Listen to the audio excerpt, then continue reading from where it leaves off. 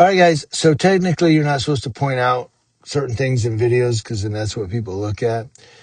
But it's the elephant in the room. I got hair on my shirt. Okay, I get it. That's everybody's gonna be like, "You got a lot of hair on your shirt." My cat, Jack, the big one, we call him Jack after Jack Nicholson.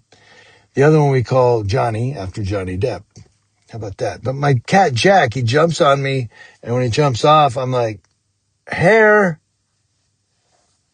He just loves laying on my chest. At any rate, Bondi Beach, Australia is the latest location for a mass shooting that left 15 fatal victims in ages ranging from 10 to 87, including police officers.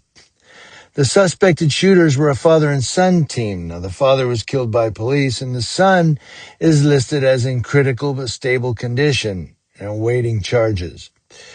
Apparently, people were gathered there on Bondi Beach in Australia for the Jewish holiday Hanukkah, and they were celebrating this very holiday.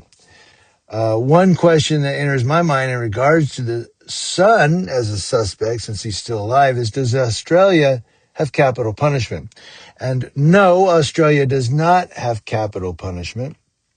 It was abolished in all states and territories, with the last execution in 1967, and federal law in 2010 prohibited its reintroduction, making it a long-standing bipartisan policy. Now, Australia actively campaigns internationally for the global abolition of the death penalty. Key points here are that nationwide abolition, all Australian states and territories abolished capital punishment by 1985, with Queensland abolishing it earliest in 1922 and New South Wales the latest in 1985 for all crimes. Federal prohibition. In 2010, the Australian Parliament passed legislation to prevent any state or territory from reintroducing capital punishment.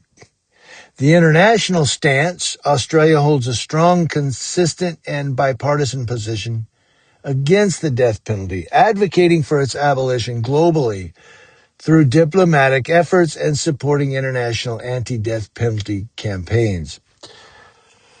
As I said, the last execution in Australia occurred in 1967.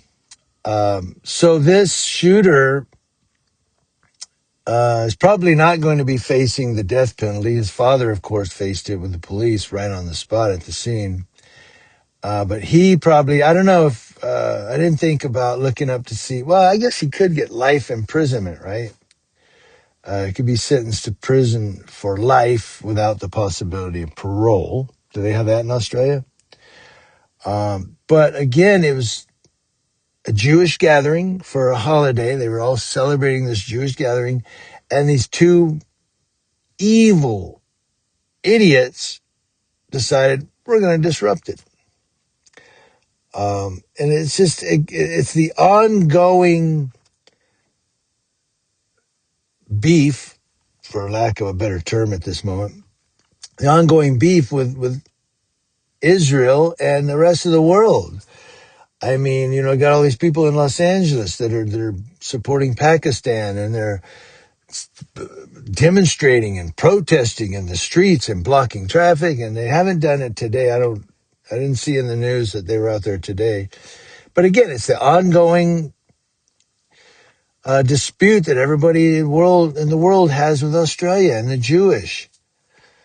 And somebody made a good point. They brought up to me that a lot of the people in Australia that claim to be Jewish aren't really Jews by birth, or Jews from Israel. They're like Germans or from Poland or, you know, somewhere else, and they claim the Jewish faith and they go to live in Israel.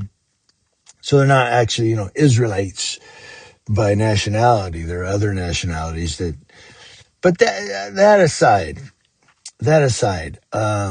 this is evil. It's horrific. It's tragic. And it's part of our world that we live in.